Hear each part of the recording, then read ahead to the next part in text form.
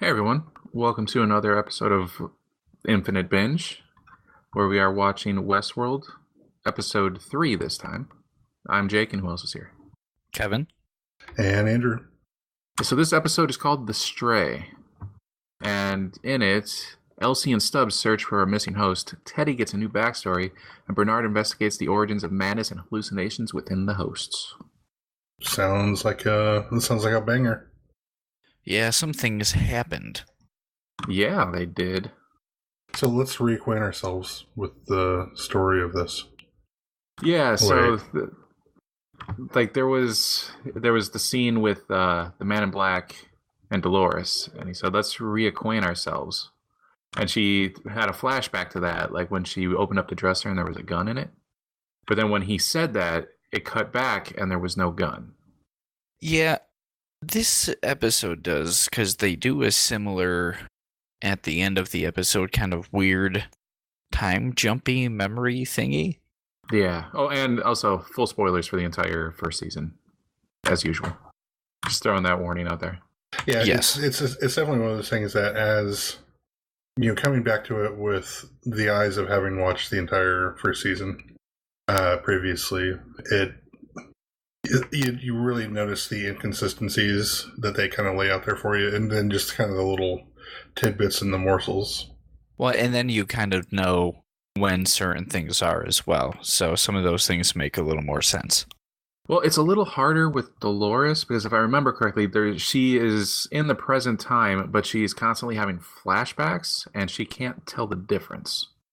And sometimes neither can we. Yeah, exactly. Yeah, I still couldn't at the end. With the attack, like at the barn.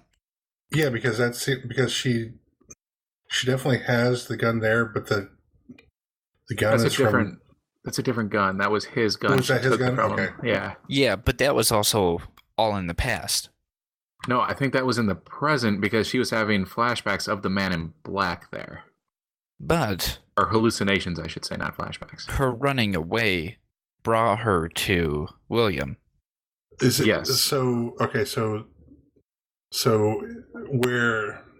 And I guess was this actually happening later in the episode? Yeah, this was towards the end.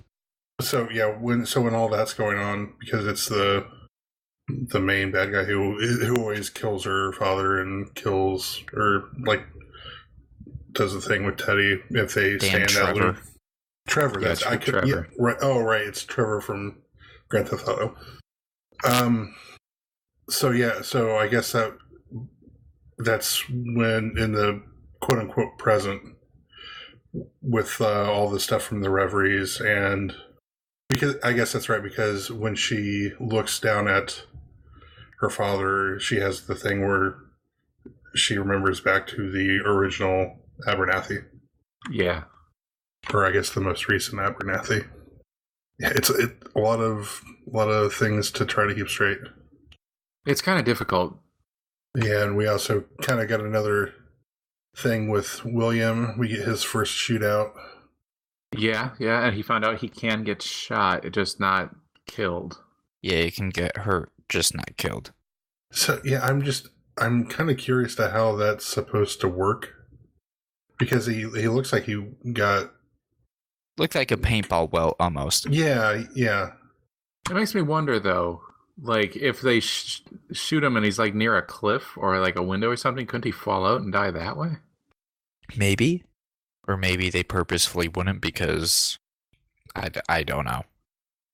I tell you, one thing that I have noticed is that it seems like the hosts do not necessarily have the 3 laws of robotics going on here. Like Isaac Asimov would have a shit fit with this. Oh yeah, because they're designed to think they can hurt people. Well, and even like the third Hemsworth brother says in the episode, like, there is one line of code that tells him not to kill people. And that's it. Like, that's the only thing holding him off. Yeah, and there was that other scene where they came across the group when they were searching for that missing host. Oh, the Stray. Yeah, and they came across like this camping site, and they're all just stuck in a loop because none of them could chop the wood because none of them had the weapon privilege to use the axe, because I guess there's only a couple that can use the tools that can actually hurt people. Well, and they said that was a recent change. And I will say, I always love when they make them like freeze mid-action. I think that's still the coolest thing. Yeah, it's really impressive how they made that look in the series. Like, and you can't even really see them like sit there and sort of sway a little bit or anything. It's just like hard freeze. Yeah, they're just like statues. But yeah, they're kind of setting up to the new narrative for it. What's his name? Ford. Anthony Hopkins? Ford. Jeez. Yes, Anthony. Well, I know Anthony Hopkins. I was trying to think of the character's name. But yeah, so he's setting up all that stuff.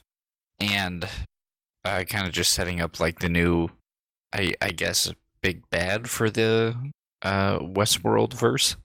At least for the story. Oh, yeah, and when he gave Teddy the backstory? Yeah. And apparently, because he says, quote, Teddy has to atone for things. Yeah, it was a mysterious past, but he never was given a mysterious past. It was mysterious.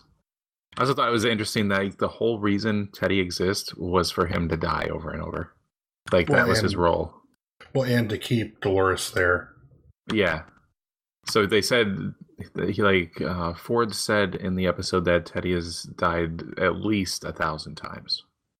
Right, and he did that. He said that in reference to a Shakespeare quote, which is like where the coward will die like 1,000 different times with I forget what exactly it is, but it's like only the truly noble or the truly courageous, taste death but once. I'm just thinking, like, if you die 1,000 times and you get all those memories, that would make everyone there, like every robot would go insane, right?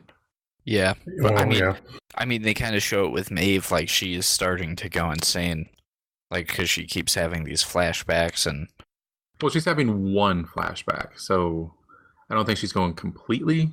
Well, no, because she had the flashbacks to the last episode about the attack on her house or whatever with the man in black showing up, and then this episode. Well, I guess she remembers just seeing all the bodies from the last one, but still, she's remembering. Yeah.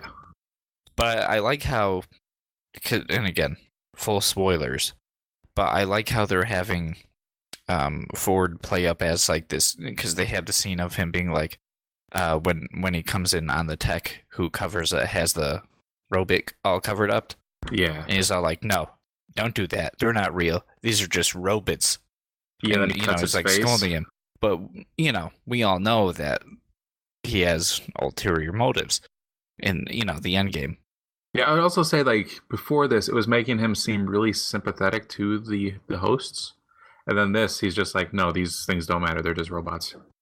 Yeah, and he says, they're not real, but in a way they are or soon will be real. And then, too, I didn't notice the very first time I watched when he was telling Bernard about, because Arnold gets brought up, and they're talking about, that one host keeps saying Arnold, and then I think, was there another one? Did he say there were a couple of them who had mentioned Arnold?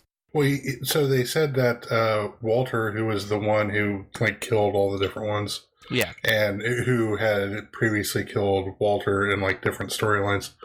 So he was, and then I think they said that Abernathy was also talking to Arnold, sort of, into the ether type of thing. Maybe, yeah, but I like when he shows Bernard the picture, it's just some other white guy. But he says it's Arnold. There's also like space on the right for someone else. But that picture is meant to be, it's quote unquote just him and Arnold, when we know that's not who that is. Yeah, I will say that picture was framed like there's supposed to be a third person. A third person, yes, 100%.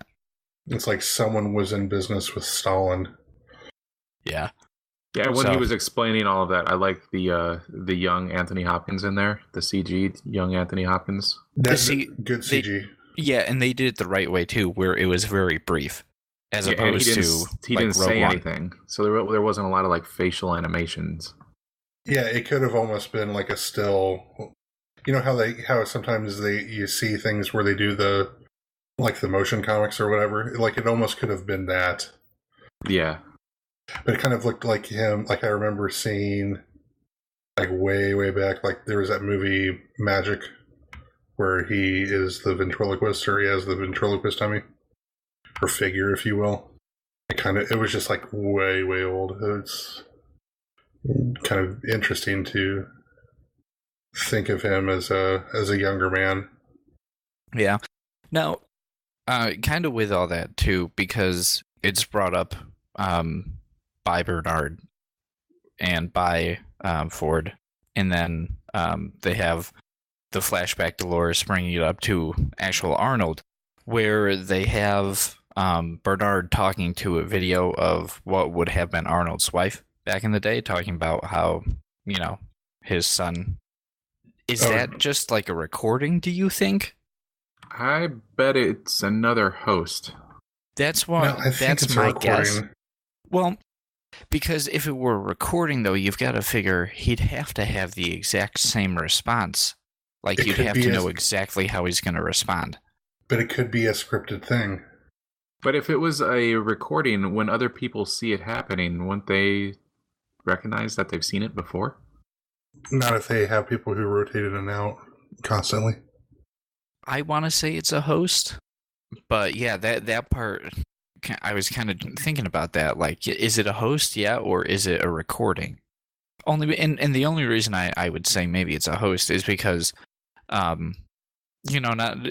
as much this episode, but in later ones where, it's described how much he has evolved throughout time. So you would think his interactions with that would have also evolved. You know what I mean? Oh, yeah. Yeah, I think you it's couldn't the host. actually predict after some, in earlier on, sure, but later on, it'd be harder to predict his responses based on, all the things he's learned and how he's adapted. But that's just my thought. Well, and kind of going back a little bit, just very briefly, to where they were talking about the host sort of talking to Arnold, like, just out into nothing. They were talking about, hosts passing the Turing test after a year. And then also sort of a concept of consciousness and what Arnold had called, like, the bicameral mind.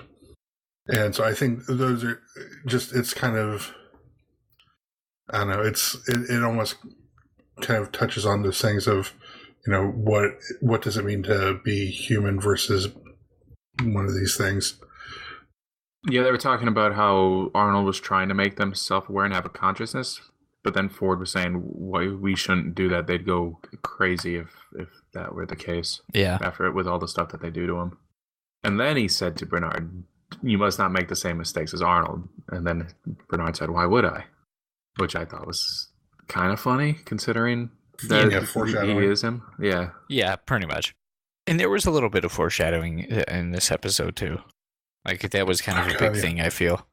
When it's like little things that, like, when you take it, just watching it the first time, you kind of just take it he's looking out for him. Yeah, you take it at face value. Yeah.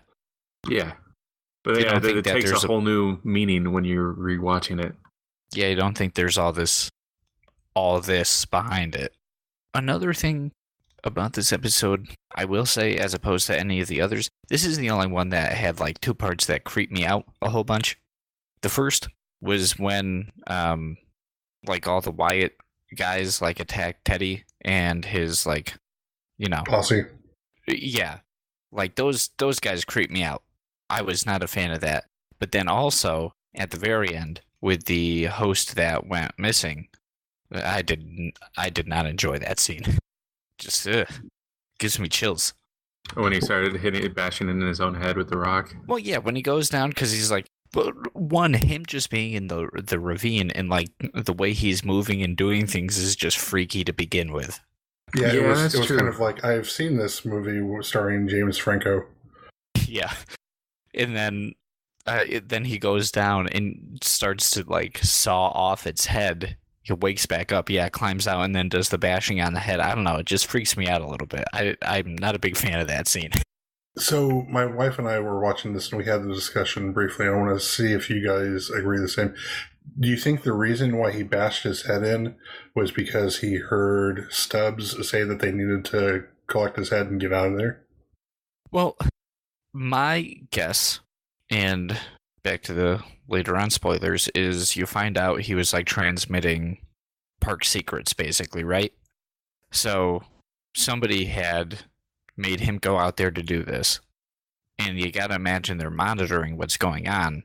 So my guess is that he was like remotely turned back on and tried to destroy his head, so the secrets were destroyed along with him, or at least that was the intent. Destroy the evidence. Yeah, that's my guess. I don't recall that, so that may be why I don't. Yeah. Maybe why I don't recall that. Jake, do you remember that at all? Or like that's what they find out? Yeah, I remember there was something in the park. Maybe I don't remember. I didn't remember that was him, but I remember there was something in the park that was transmitting. Or maybe there was more than one thing. Yeah, I think it was multiple things, but that was like the first thing they found that led them to be like, okay, hey, he was doing something. There's more to this, and then leads to things later on. Yeah. Going back real quick to the scene with Teddy and his posse, I thought it was interesting how it handled like the guests. That's what they're called, right? The guests and the hosts. Yeah, the newcomers or whatever. Yeah, like the actual people that were there, like because it was a no-win situation, they sent the people away. Like one of the guys was there, was just like, "No, get me out of here now." And then the one that was with Teddy was like, "No, I think let's stay and fight." So then they stayed and fight until they were completely outnumbered, and then he just gave her a knife, and then she ran away, or she was brought by someone away. No, I believe she just ran off because the sheriff died. Yeah, I was curious, like, what would happen if the guest would have stayed? Would she have just like she could have just used the knife to kill them all? Well, she also could have walked out like Rambo and just started blowing them away. Yeah, I think they ran out of ammo though. They did, or it seemed maybe not as much ran out, but like the reload time is very long when you have to pop in every shell. But I would think maybe they could still tie her up and stuff though, because it's not really killing and it's not really big harm. So they could still maybe like hold her down, rope her up and stuff, kind of like what happens. She accidentally stumbled into a mission that was like 10 levels above her current level. Yeah. Yeah, she needed to do more side quests. Yeah. Like the Man in Black could do that on his own. He's like way OP. I don't know. That one might have gotten him. I don't know. I think he's max level. I don't. He has that gun with the one shotgun shell in it and everything. True. Very true. One thing that I kind of liked about this, and then I think we're getting kind of close to the end here, was how it really started to show more and more how the hosts will improv sort of breaks in there, not like breaks, not like mental breaks, but if things mess with their loops, how they'll sort of error correct and they'll deal with some of those, because you kind of got like variations of things going on, and even that, like later on near the end of the episode with Dolores and the thing going on where the Trevor actor tries to take advantage of her, and then kind of at the same time when they talk about the voices of like consciousness, think they're voices of God or whatever, and then she gets the voice of God coming to her from Arnold, basically telling her to kill the other host.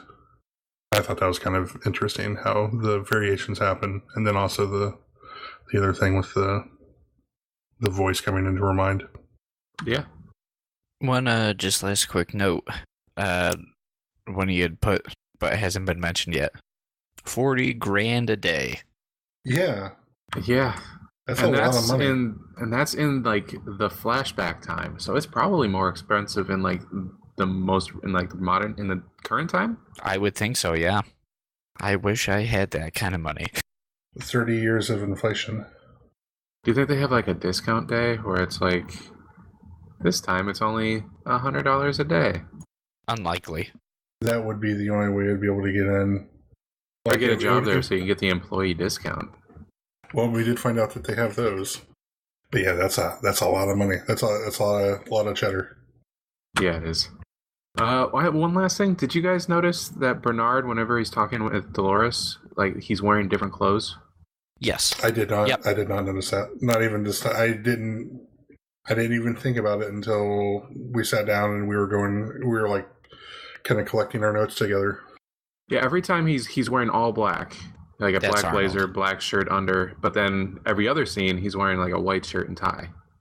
Is that with the sort of the waistcoat vest thing? Yeah. Which So is what you see him walking around everywhere wearing. Yeah, so I think whenever we see him talking with Dolores, that is actually Arnold. 100%. 100%.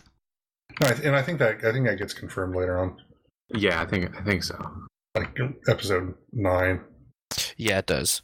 It's just interesting that they had all this stuff just right Laid there out. the entire time. It's really cool how they laid out everything. Yeah, there's a lot to catch. It's just a lot of hiding in plain sight. Yeah. Is there anything else you guys want to add before I wrap up? I love that intro. That's all. It is a cool intro. All right, thanks for listening. If you like it, make sure you like, share, and subscribe, and do all that good stuff. Leave some comments. We like comments. And also listen to the Geekbox and Manga Machinations and the Comic Conspiracy. And thanks for listening. We'll see you next time.